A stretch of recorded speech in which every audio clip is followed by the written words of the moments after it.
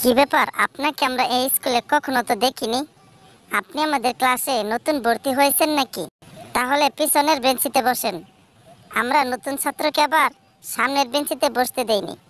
আপনাকে দেখে আমরা বুঝতে পারছি আপনি নতুন ছাত্রই তো হবেন বটে। না জানি কপালে কি আছে আজকে। এই যদি আমাদের টিচার হয় তাহলে আজকে পেদানি খাইতে খাইতে সবার পাছা লাল হয়ে যাবে। তোরা সবাই চুপ থাক। নতুন লোককে আমাদের কি বলে শুনি। সে টিচারই হোক আর ছাত্রই হোক, দেখি না একটু নতুন লোক আসলো কিভাবে। তোদের কি বলবো, তোরা বিশ্বের মধ্যে গবেষক বৈজ্ঞানিক হয়ে গেছিস। তোরা লোক দেখলে তার সম্পর্কে অনেক কিছু রিসার্চ করতে পারিস। কি সাংঘাতিক রে বাবা এই বেয়াদব ছাত্ররা। আমি বুইরা বয়সে তোদের সাথে স্কুলে পড়তে আসছি, তাই না? কি সাংঘাতিক আইডিয়া রে বাবা। আমি আজ সুস্থ মানুষ হিসাবে বাড়িতে ফিরতে পারি কিনা সন্দেহ আছে। আমরা তো জানি নে আমাদের নতুন টিচার আপনি। জানলে ব্যান্ড পার্টি বাজিয়ে আপনাকে স্বাগত জানাতাম। আপনি নতুন টিচার জানলে স্কুল ঘর পরিষ্কার করে আমরা স্কুল সাজিয়ে রাখতাম আপনাকে স্বাগত জানানোর জন্য।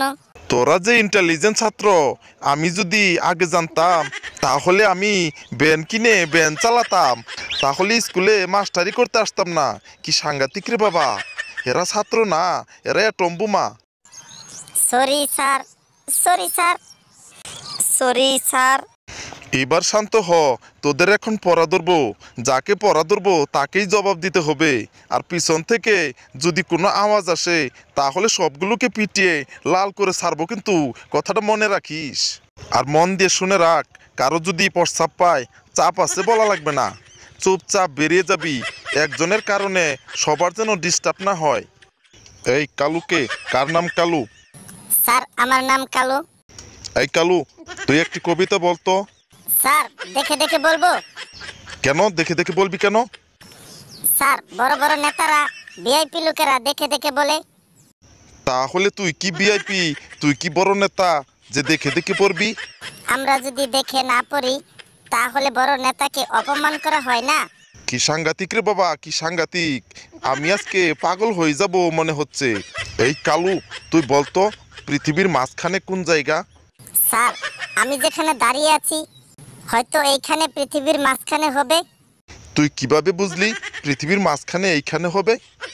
স্যার পৃথিবী তো মাপতে পারবো না, তাই অনুমানিক করে বললাম। আর মাপতে যদি বলেন তাহলে আমাদের 6 মাসের ছুটি দেন, পৃথিবী মেপে এসে তারপর আপনাকে বলছি মাঝখানে কোন জায়গা। কি সাংঘাতিক রে বাবা, কি সাংঘাতিক। তোদের মতো ছাত্র প্রতি স্কুলে স্কুলে থাকা দরকার। এই কালু, তুই নাকি ফাঁকিবাজির মধ্যে নাম্বার 1। স্যার আমি মাঝে মাঝে স্কুলে আসিনি সেই কথা বলছেন তো? গুড, ভেরি গুড, সঠিক বুঝতে পেরেছিস। বলতো তুই ফাঁকিবাজির মধ্যে নাম্বার 1 কিভাবে হলি? স্যার বলতে গেলে অনেক কথা। তুই বল বাবা, তুই বল। ফাঁকিবাজির কথাগুলো আমি শুনে রাখি। স্যার আমি এক সপ্তাহের মধ্যে 3 দিন স্কুলে আসি না। স্যার 3 দিনের মধ্যে 2 দিন সিনেমা দেখি। আরেকদিন কি করিস? স্যার আরেকদিন আমরা 2 ভাই মানুষের বাড়িতে চোখের পানির বিনিময়ে চাউল নিয়ে আসি। বলিস কি, চোখের পানির বিনিময়ে চাউল নিয়ে আসিস? এটা আবার কোন কথা, একটু বুঝিয়ে বল। স্যার গ্রামের আশেপাশে যদি কোনো লোক মারা যায় ওই মৃত ব্যক্তির পাশে কান্না করার মতো কোনো যদি লোক না থাকে তাহলে আমরা 2 ভাই মিলে ওই মৃত ব্যক্তির পাশে বসে সারাদিন কান্নাকাটি করি। তারপর ওই কান্নার বিনিময়ে 5 থেকে 10 কেজি চাউল আমাদের পারিশ্রমিক দেওয়া হয়। কি সাংঘাতিক রে বাবা, কি সাংঘাতিক। মৃত ব্যক্তির পাশে নাকি বসে কান্নাকাটি করার জন্য তাদের কি ভাড়া নেই? এই ফেলু, তুই একটি কবিতা বলতো। স্যার আমি কবিতা বলতে পারি না, আমি রচনার জন্য এক্সপার্ট আছি। রচনা ধরেন আমাকে। Good good, very good. Intelligent ছাত্ররা রচনা বলতে পারে। স্যার আপনি আমাকে যে কোনো রচনা ধরেন, আমি ঝটফট বলে দেব। তাহলে তুই পল্লীগ্রাম নিয়ে একটি রচনা বলতো। স্যার পল্লীগ্রাম নিয়ে তো আচ্ছা ঠিক আছে বলছি। পল্লীগ্রাম বলতে স্যার গ্রামগুলোকেই পল্লীগ্রাম বলা হয়। এই গ্রামের মধ্যে অনেক সৌন্দর্য, প্রকৃতি, পশু পাখির ডাক ও সবুজ জিনিস দেখতে পাই। এই গ্রামের মধ্যে অনেক মানুষ থাকে, নদী নালা থাকে। ওই গ্রামের ভিতর মুক্ত হাওয়াও পাওয়া যায়। আর এই গ্রামে পুরুষও থাকে আর একটি করে নারীও থাকে।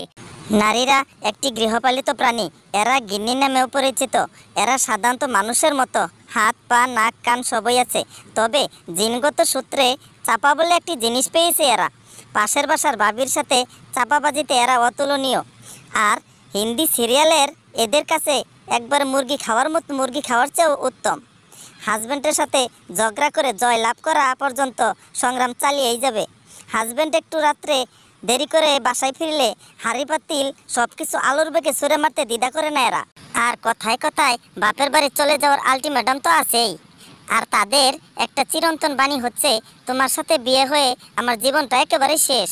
তুমি জানো আমার জন্য কত ডাক্তার ইঞ্জিনিয়ার এসেছিল, আর কলেজে থাকতে প্রেমপত্র তো অভাবই নেই। শেষমেশ বাবা তোমার মতো রাম ছাগলের কাছে আমাকে বিয়ে দিল। তারপর কেঁদে কেঁদে নাকের পানি চোখের পানি এক করবে আর বলবে, আর নারীর নির্যাতনের কেস করার হুমকি তো দিবেই। স্যার, পল্লীগ্রামের রচনাটা কেমন হলো? তোকে বললাম কি রচনা বলতে, আর তুই সাথে সাথে কি রচনা বলে দিলি। এই বেটা দেখা যাচ্ছে ভালো পণ্ডিত। আমার সম্পর্কে বলতে বলি, দেখি কিভাবে আমার ভিতরে সে ওই বইয়ের রচনা দিয়ে পার করে দেয়। আচ্ছা বাবা ফেলু, তুমি আমার সম্পর্কে কিছু বর্ণনা করো তো। স্যার, ঠিক আছে, আপনার সম্পর্কে বর্ণনা করছি। স্যার, আপনি আমাদের নতুন টিচার। বান্ডু স্যারের মতো কথা বলতে পারেন। আপনি সব বিষয়ে সব সাবজেক্টে অনেক জ্ঞানী। তার মধ্যে আপনি আমাদের পড়ানোর মধ্যে অনেক ভালোভাবে পড়াতে পারেন। কিন্তু আপনি অনেক রাগী হলেও আপনার কথা আপনার বউয়ে শোনে না। আর এই বউ হলো একটি গৃহপালিত প্রাণী। এরা গিনির নামেও পরিচিত। এরা সাধারণত মানুষের মতো হাত পা নাক কান সবই আছে, তবে জিনগত সূত্রে চাপা বলে একটি জিনিস পেয়েছে এরা। পাশের বাসার ভাবির সাথে চাপাবাজিতে এরা অতুলনীয়। আর হিন্দি সিরিয়ালের কথা, এদের কাছে মুরগি খাওয়ার চেয়েও উত্তম।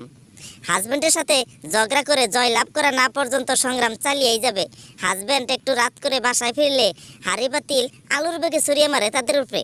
আর কথায় কথায় বাপের বাড়ি চলে যাওয়ার আলটিমেটাম তো আছেই। আর তাদের একটা চিরন্তন বাণী হচ্ছে, তোমার সাথে বিয়ে হয়ে আমার জীবনটা একেবারে শেষ। তুমি জানো আমার জন্য কত ডাক্তার ইঞ্জিনিয়ার এসেছিল, আর কলেজে থাকতে প্রেমপত্র তো অভাবই নেই। শেষমেশ বাবা তোমার মতো রাম ছাগলের কাছে আমাকে বিয়ে দিল। এরপর কেঁদে কেঁদে নাকের পানি চোখের পানি এক করবে আর বলবে, নারী নির্যাতনের কেস করার হুমকি তো দিবেই। স্যার, আপনার সম্পর্কে বর্ণনাগুলো কেমন হলো? তুই থাম বাবা থাম, তোর সম্পর্কে আর কোনো আমি কথা জিজ্ঞেস করছি না।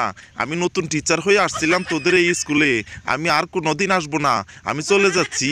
কি সাংঘাতিক রে বাবা, কি সাংঘাতিক। বন্ধুরা, আমাদের ভিডিওটি ভালো লাগলে লাইক কমেন্ট শেয়ার করবেন, চ্যানেলটি সাবস্ক্রাইব করে রাখবেন, আর বেল আইকনটি বাজিয়ে রাখবেন। নতুন নতুন ভিডিও আপনার কাছে চলে যাবে। আর সম্পূর্ণ ভিডিওটি দেখবেন আর হাসবেন। যত বেশি হাসবেন তত বেশি সুস্থ থাকবেন। হাসতে থাকুন আর সুস্থ থাকুন। সম্পূর্ণ ভিডিওটি দেখার জন্য ধন্যবাদ।